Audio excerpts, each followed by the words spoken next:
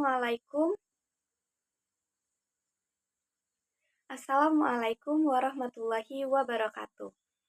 Perkenalkan, saya Paraswati dengan NIM 070112823281120.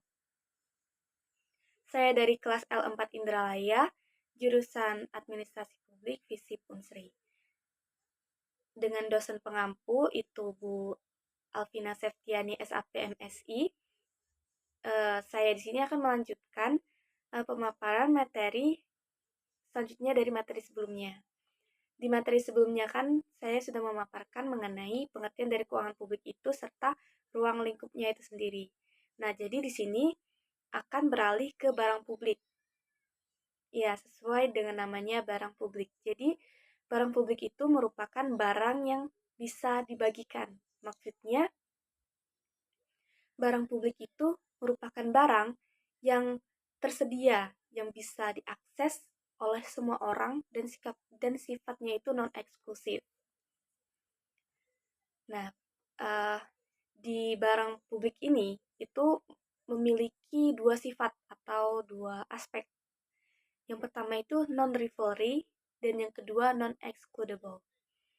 Nah, yang pertama non-rivalry atau tidak ada persaingan.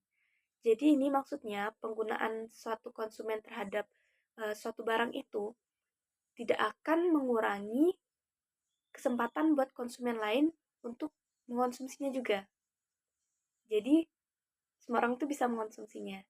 Nah, yang kedua itu non-excludable atau tidak bisa dikecualikan.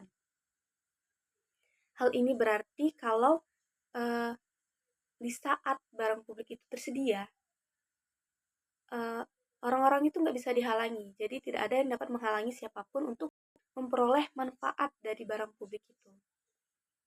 Nah, berdasarkan dua aspek atau dua sifat ini, barang itu bisa dibedakan menjadi 4 kelompok. Ini bukan barang publik, tapi barang. Barang bisa dibedakan menjadi 4 kelompok. Yang pertama, barang privat, yaitu barang yang dikonsumsi individu. Jadi sifatnya itu eksklusif. Nah, yang kedua itu barang kuasi publik. Jadi, barangnya ini bisa dikonsumsi secara bersama, namun eksklusif. Terus barang kuasi privat. Nah, yang ketiga ya, barang kuasi privat itu barang yang dikonsumsi secara individual, tapi hampir tidak mungkin dilakukan, gitu, eksklusif. Nah, yang keempat itu barang publik, yang seperti yang saya di awal jelaskan, jadi barang ini bisa dikonsumsi secara bersama. Oke? Nah, selanjutnya itu ada kita akan melihat dari lingkup administrasi ya, administrasi. Jadi, administrasi keuangan publik dan juga swasta. Nah, kalau administrasi keuangan di publik itu berarti sistem untuk memperoleh atau mengontrol dananya itu dalam atau tujuannya itu untuk pelayanan publik yang baik. Sedangkan kalau swasta tentu untuk profitnya. Nah, untuk di publik ini punya 4 dasar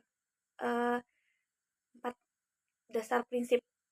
Yang pertama itu akuntabilitas yang berdasarkan hasil dan kinerjanya. Yang kedua itu keterbukaan dalam setiap transaksi.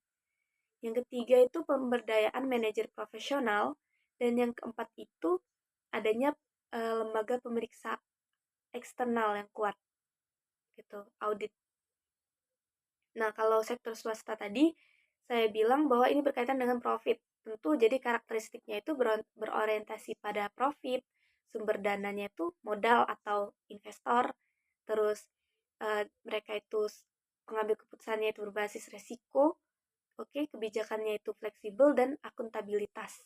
Tentu dia juga akuntabilitas. Sekian dari saya, terima kasih. Wassalamualaikum warahmatullahi wabarakatuh.